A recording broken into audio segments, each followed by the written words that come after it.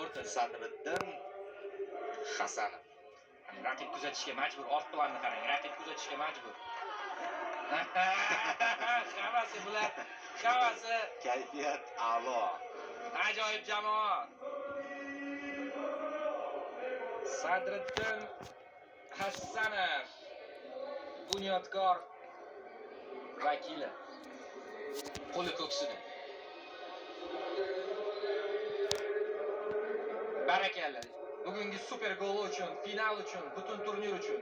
Boya aytganimizdek barcha futbol maydonda har xil voqealar bo'ldi, lekin hammasi ortda qoldi. Hurmat bu futboldan keyin qoladigan eng muhim bir-biriga o'zaro hurmat. Ajoyib. Hammasini o'z o'rniga qo'yapti yigitlar. Mana, ular ham kulyapti, ular ham tushunyapti, mana. Ba'zilar Ular Osiyo sharafini ham himoya qilishadi.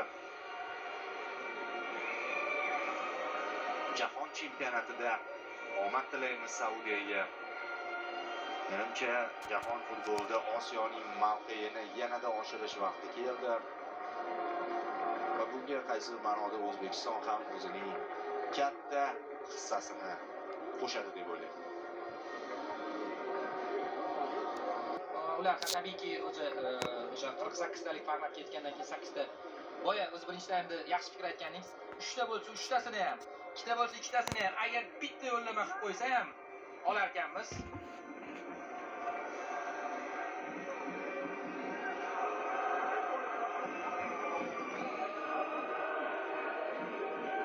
Shunday terma jamoa endi raqib birma-bir shtab bilan taqdirlanmoqda. Ko'ryapmiz.